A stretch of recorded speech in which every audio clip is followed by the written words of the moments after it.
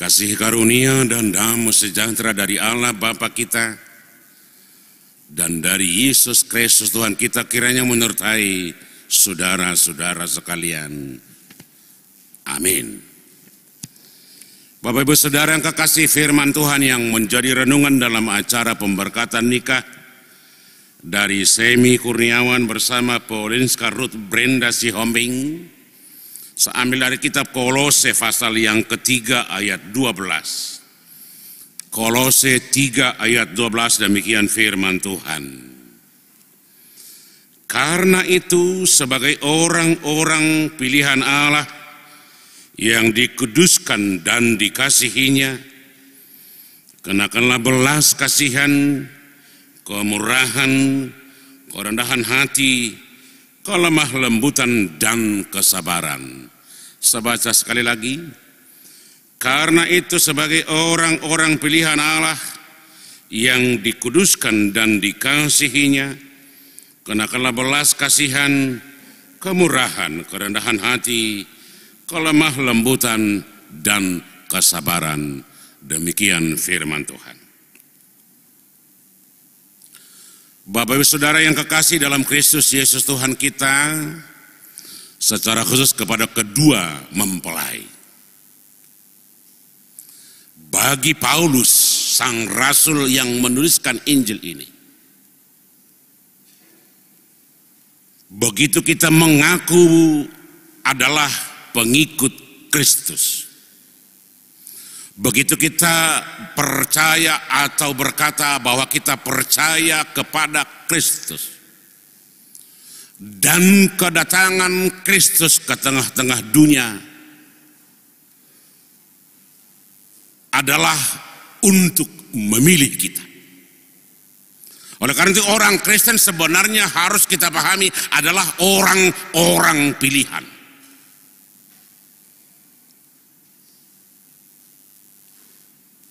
Orang-orang istimewa, orang-orang hebat, orang-orang yang luar biasa, orang-orang yang diutamakan.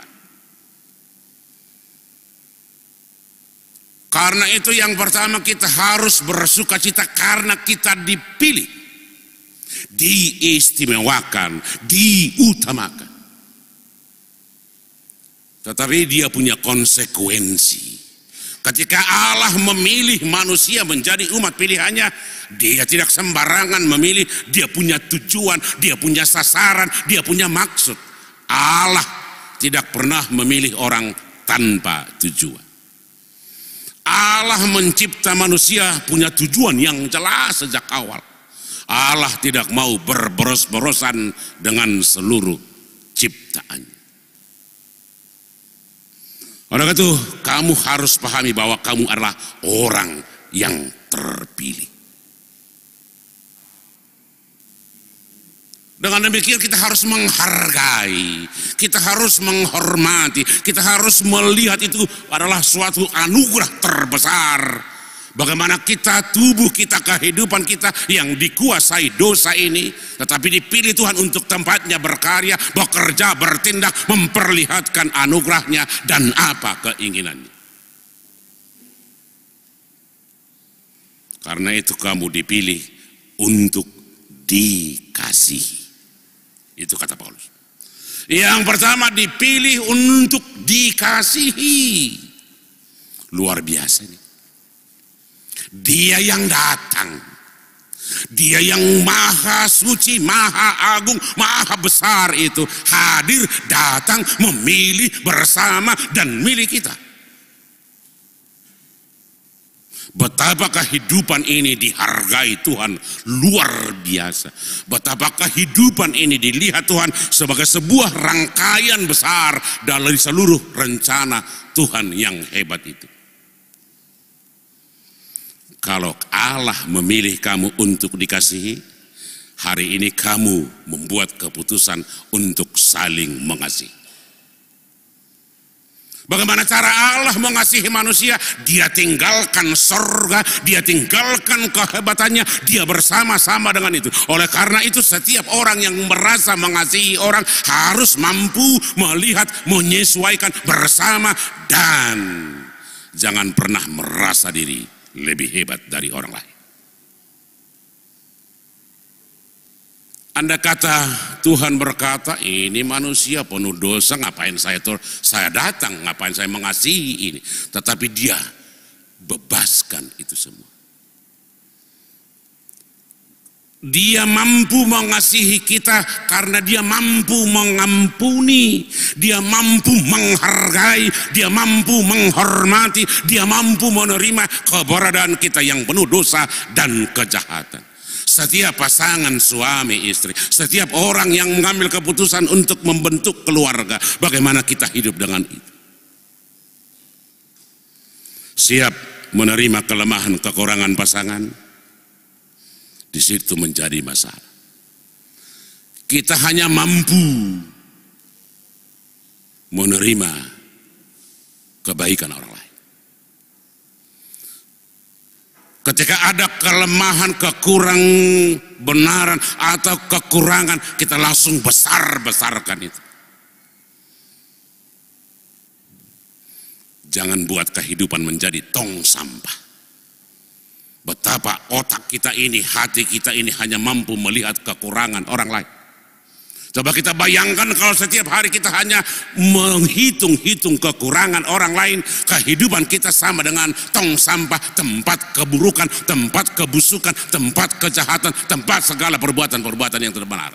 Tetapi orang yang mengasihi, dia mampu melupakan itu, dia mampu memaafkan itu, dia mampu membebaskan diri dari hal-hal seperti itu. Yang kedua, ketika Tuhan memilih kita, pertama dikasihi, yang kedua dikuduskan. Kudus, suci, benar. Di tengah-tengah dunia ini yang begitu luar biasa, tantangan, ancaman, dan godaan membawa kita menjadi sama dengan dunia. Itu makanya Paulus berkata di Roma 12 ayat 2, jangan menjadi serupa dengan dunia. Apanya yang serupa? Apakah orang Kristen harus keluar dari bumi ini, harus keluar dari dunia ini? Tidak. Tetapi sebagai orang Kristen dia harus tampil, dia harus kelihatan, dia harus memperlihatkan kehidupannya betul-betul orang yang bersama-sama dengan Tuhan, perkataan, pertindakan, perbuatan, pekerjaan, perilaku, keluarga, dan segala macam. Biar semua orang di dunia ini jahat, tetapi kamu jangan. Itu kata Paulus. Godaan pernikahan sekarang ini luar biasa. Dari segi budaya, dari segi agama, dari segi modernisasi, dari segi teknologi, dan segala macam menggempur pernikahan-pernikahan di dunia ini. Tetapi kamu harus kudus. Kudus dalam apa? Dalam segala hal. Kudus dalam perkataan, dalam perbuatan, dalam perilaku, dalam kehidupan sehari-hari, dalam seluruh apa yang kita tampilkan dalam kehidupan kita. Bagaimana kita melakukan itu? Kalau Paulus berkata kita adalah orang pilihan dan untuk dikasihi dan dikasihi, Paulus bukan sembarangan untuk mengucapkan itu. Bagaimana kita mewujudkan, bagaimana kita memperlihatkan bahwa kita orang yang terpilih, orang yang dikasihi, orang yang dikuduskan. Paulus berkata di sini, apa kata Paulus? Karena itu kenakanlah belas kasihan. Oleh karena itu orang-orang yang terpilih dia harus tampil, dia harus mampu melakukan, dia harus mampu memperlihatkan, dia harus hidup seturut dengan firman Tuhan dengan penuh belas kasihan. Ini ciri khas Yesus. Kalau kita baca Alkitab mulai dari Matius, Markus sampai Yohanes, ketika Yesus berhadapan dengan segala persoalan, apakah orang miskin, apakah orang sakit, apakah orang lapar, apakah orang berdosa, dia digerakkan oleh rasa belas kasihan. Belas kasihan bukan seperti pemahaman kasihania, tidak, tetapi keluar dari hati yang baik, hati yang melihat segala yang sesuatu dengan baik, menerima segala sesuatu dengan baik, menghormati segala sesuatu dengan baik. Ada empati, merasakan, memahami, mengerti, itu belas kasihan.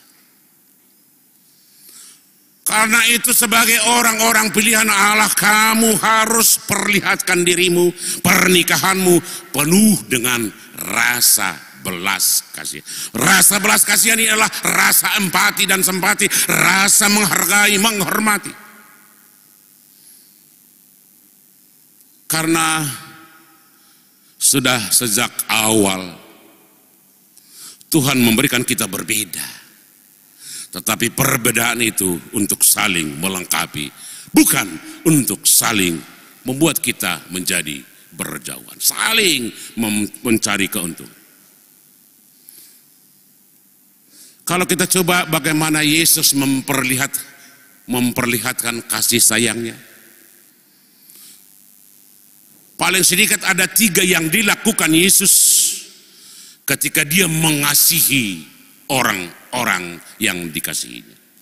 Yang pertama, Yesus mengasihi orang, dia keluar dari hati yang baik, pikiran yang baik, penerimaan yang baik, penghargaan yang baik, melihat segala sesuatu dengan baik. Dunia ini kita lihat tergantung dari kacamata apa yang kita pakai. Kita pakai kacamata gelap, segalanya akan gelap dan buram. Tetapi ketika kita pakai kacamata bening, segalanya akan jelas dan indah. Hatimu isi dengan hati yang baik. Biar apapun kekurangan, kelemahan, ketidakberdayaan atau kejahatan, dia akan dibersihkan.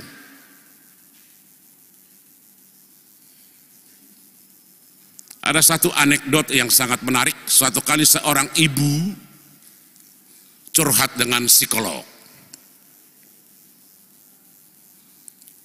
Begitu dia bertemu dengan psikolog ini, sang ibu langsung berkata, "Dok, saya ingin curhat." "Bu, kenapa memangnya?" "Ini masalah di keluarga kami. Suami saya kalau pulang telat dari kantor, begitu sampai di rumah dia marah-marah, dia tidak mau makan makanan yang saya masak. Karena anak juga sering emosi, ke orang-orang juga tidak pernah berkomunikasi. Dia ucapkan 30 kelemahan suaminya. Lalu dokter psikolog ini berkata, "Bu, begitu ibu sampai di sini sejak awal, ibu sudah inventarisir kekurangan suamimu sampai 30. Memangnya tidak ada pernah sukacita? Tidak ada kebahagiaan? Tidak pernah tertawa? Tidak ada pernah kegembiraan?" Ini si ibu ini cerita, "Waduh dok, waktu masa pacaran lagi makan bakso, itu bakso tumpah ke pakaiannya, kami ketawa luar biasa hebat, dan terus sampai 70. Sukacita ada 70, tetapi kelemahan ada 30. Ini sukacita jadi hilang gara-gara 30 kekurangan." Kenapa kita buat kehidupan kita hanya melihat kekurangan? Bangun hati, bangun pikiran, bangun jiwa dengan pikiran hati yang baik.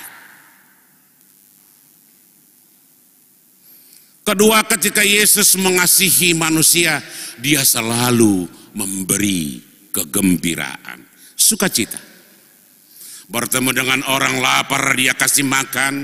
Bertemu dengan orang haus, dia kasih minum. Bertemu dengan orang berdosa, dia ampuni. Bertemu dengan orang yang dirasuk setan, dia bebaskan. Bertemu dengan orang-orang segala macam, dia beri kegembiraan. Sebenarnya kehidupan ini penuh kegembiraan. Tetapi kenapa kita buat menjadi rasa tidak benar, rasa duka cita, murung dan segala macam. Oleh karena itu masing-masing kita harus membuat saling memberi kegembiraan. Itu yang disebut Yesus dalam Lukas 6 ayat 31. Apa saja yang kamu inginkan diperbuat orang kepadamu, kamu dulu yang berbuat. Kamu ingin dicintai, cintai dulu. Kamu ingin dihormati, kamu ingin dikasih, kamu ingin dihargai, kamu dulu yang berbuat.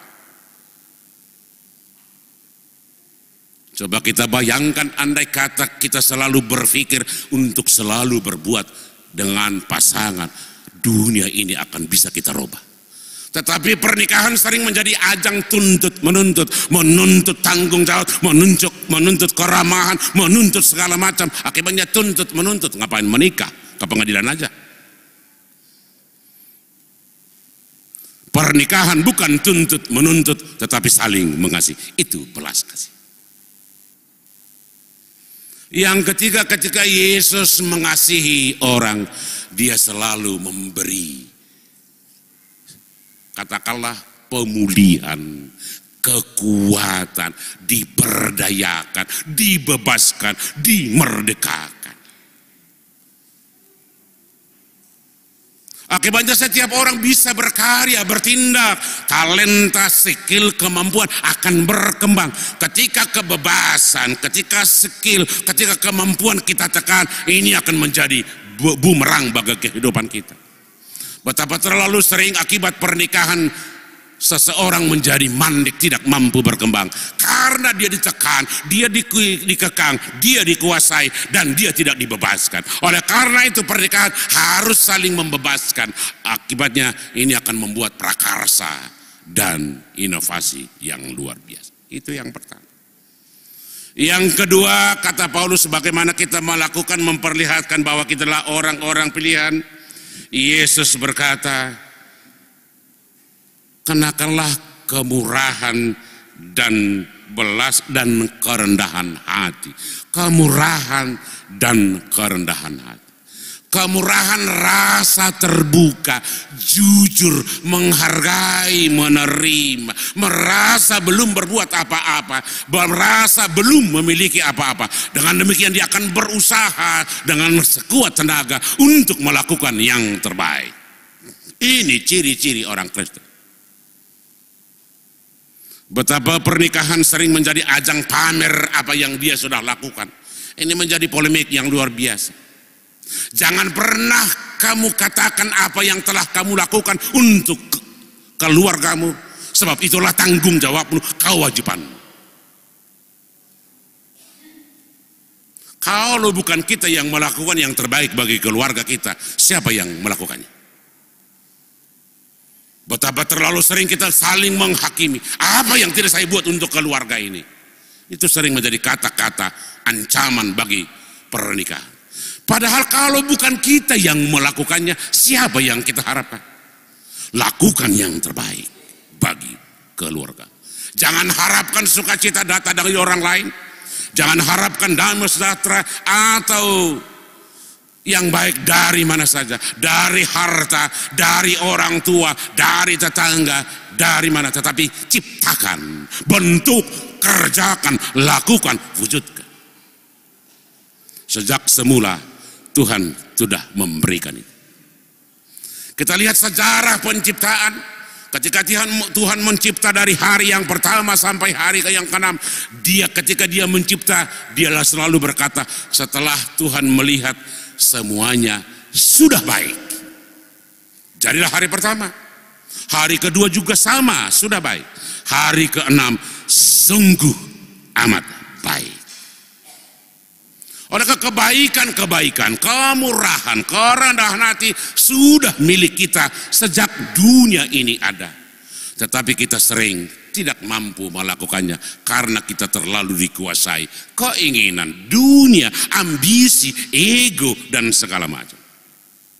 Dan yang terakhir, kata Paulus di sini, kenakanlah kelemah lembutan dan kesabaran. Kelemah lembutan bukan hanya lemah lembut, tetapi bagaimana bertutur sapa, bagaimana keterbukaan, menerima dengan hati yang murah, dengan hati yang tenang, dengan hati yang terbuka, dengan hati yang penuh betul-betul jujur. Boleh-boleh saja cara bicaranya tidak seperti yang kita harapkan. Boleh saja dialognya, omongannya agak keras, tetapi kita harus melihat itu keluar dari kesabaran. Nah, oleh karena itu saudara-saudara, hari ini saudara dipertemukan dalam janji suci saudara. Karena itu, ingatlah kamu adalah orang terpilih. Betapa kamu sangat dihargai Tuhan. Pernikahan ini sejak awal kemarin kita konseling. Pernikahan sejak awal sudah diciptakan Tuhan untuk menjadi tempat Tuhan berkarya. Tuhan mencipta manusia hanya satu kali. Manusia berikutnya kamu yang bertanggung jawab. Dunia ini bagaimana ke depan? Ciptaannya, alamnya, lingkungannya, ekologinya, teknologinya, itu Tuhan sudah berikan, kita yang melakukannya. Mau arah kemana dunia ini ke depan, itu sudah diberikan tugas tanggung jawab terhadap keluarga baru. Oleh karena itu, jadilah Allah Tuhan untuk memperlihatkan rencananya, kasihnya, dan keinginannya. Amin, kita berdoa.